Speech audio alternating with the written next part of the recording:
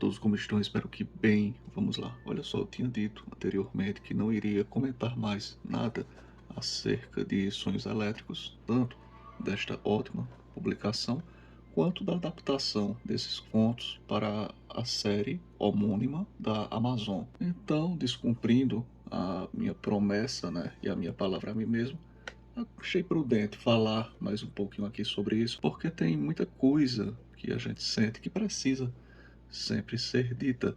Eu evito ficar sempre tocando nessa tecla porque eu deixo de abordar aspectos positivos de algo e foco muito em aspectos negativos. Então, para equilibrar isso, muitas vezes eu tento manter uma enxurrada de aspectos negativos de lado e tento me focar apenas nos positivos. Mas, cara, fiquei com aquela coisinha para falar anteriormente e achei interessante dar essa continuidade. Mais ou menos o que eu fiz quando eu falei sobre realidades adaptadas. Não queria falar mal do filme com o Nicolas Cage, o Next, mas acabei tendo que falar e depois fiz um vídeo só para isso. Então, é importante destacar aqui o mau aproveitamento que aquela turma da TV de roteiristas e diretores super engajados politicamente não conseguiram levar para a TV como poderia ter sido feito. Há bons episódios que mesmo sem seguir a risca o conto, e obviamente a adaptação não precisa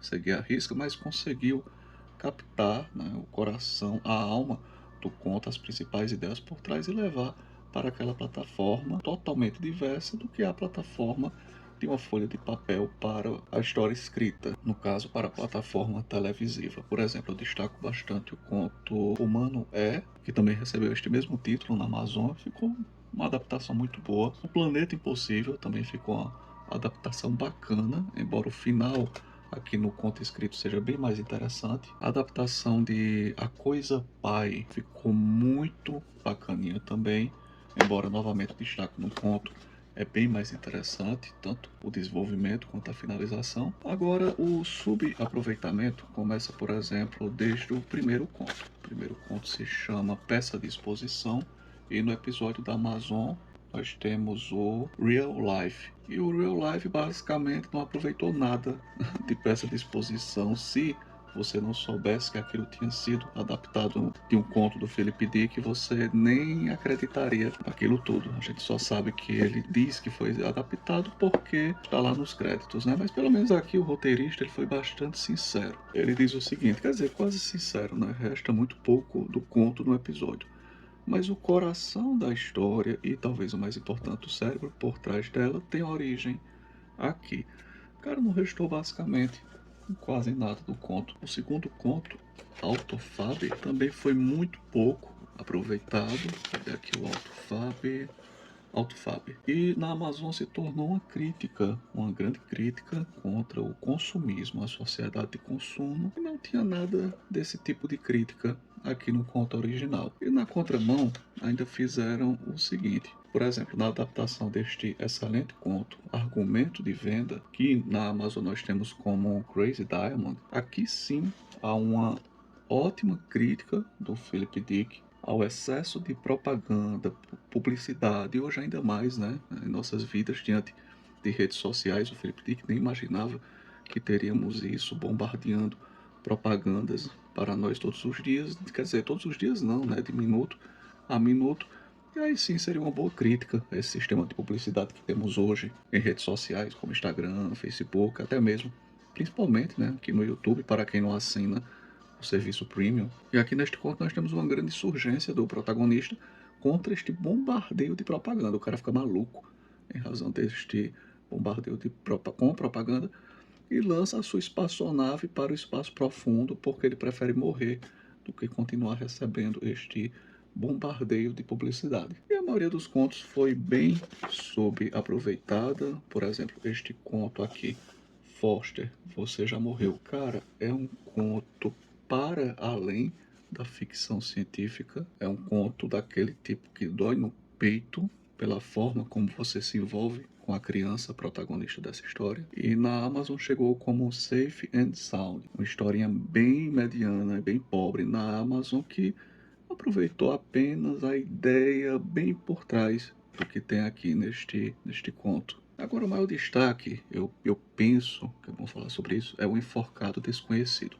É o último conto e o último episódio lá na Amazon. Aqui tem uma introdução da Dee Reese. Nunca vi nenhum trabalho dessa cidadã, mas aqui ela aparece como a responsável por alguns programas. E felizmente eu não vi, porque se ela conduz isso aqui da forma como ela adapta textos de Philip Dick, os destruindo e ainda por cima para mostrar aqui a sua visão política, é realmente lamentável. O conto, O Enforcado Desconhecido, eu acho que é o melhor conto que nós temos aqui nesta antologia. E na adaptação para a Amazon ficou como Mate Todos os Outros, onde ela ali cria um partido político ultranacionalista totalmente associado à direita e a ideologias liberais conservadoras e a nocividade daquilo tudo.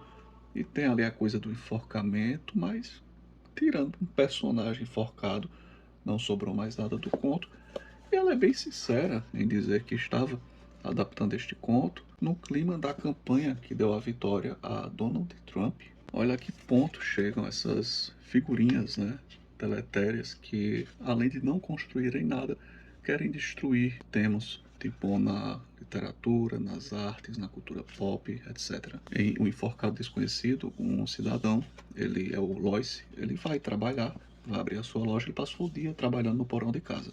Então ele vai trabalhar e vê um cadáver, uma pessoa enforcada na praça, onde fica a sua loja, já chega lá no final da tarde, só para encerrar o expediente, porque passou o dia todo no porão trabalhando, e tem ali um cadáver. E ele fica, meu Deus, tem um homem enforcado, morto aqui na praça e ninguém faz nada. E ele fala com os amigos dele, com as pessoas que ele conhece ali, e ninguém liga. As pessoas apenas dizem, não, se está aí é por algum motivo, alguma coisa deve ter para este senhor estar enforcado. E ele fica desesperado. Então ele é capturado em um acesso de loucura, levado pela polícia, ao departamento de polícia, foge, é perseguido por pessoas, tenta fugir, volta para casa durante essa perseguição, mata pessoas, chega a matar um dos próprios filhos, que na verdade não é o seu filho. O que é que está acontecendo aqui? Ele observa que espécies não humanas estão ocupando corpos humanos, inclusive do seu próprio filho. Ele acredita que ficou protegido dessa contaminação cerebral, por assim dizer, porque ele passou muito tempo no porão, trabalhando na fundação de sua casa. É uma coisa meio aqui, Eles Vivem. Tem aquele filme Eles Vivem, filme maravilhoso, cara, adoro aquele filme. Pronto. É mais ou menos o que está acontecendo. Ele é uma das pessoas que consegue enxergar essa ocupação de seres alienígenas, talvez de outro planeta neste universo, ou até mesmo de outro universo, de outra dimensão. E ele consegue enxergar isso. Então, aquele cadáver é como se fosse uma espécie de teste. Quem se abala com aquilo, eles vão lá e capturam. E ele se abalou. Então, não foi feita uma lavagem cerebral, por assim dizer, adequada a ele. E concluímos esse conto com ele se tornando o próximo enforcado para ser exibido em praça pública e com um novo homem que irá ficar abismado, um novo protagonista, né, de uma história que poderia haver, já aqui no último parágrafo, que ficará abismado com aquilo que está vendo, um homem enforcado em praça pública. E essa cidadã achou por bem pegar um conto maravilhoso como esse, aterrador, e transformar em, claro, um conto de ficção científica, e transformar em uma baboseira de suas loucurinhas de uma típica militante acéfala, pseudo-progressista, né? Ou melhor, progressista mesmo, radical chique, aquele tipo que come caviar e arrota comunismo. Enfim, achei interessante trazer mais alguns apontamentos sobre sonhos elétricos e sua adaptação, ou melhor, a adaptação desses contos reunidos sob o título Sonhos Elétricos, que foram adaptados para uma série homônima. Então, o que nos trouxe de realmente bom na realização daquela série da Amazon foi que se prontificaram a editar um livro com uma coletânea com os contos que foram ali adaptados. Essencialmente é isso, vou ficando por aqui, um abraço a todos e até a próxima.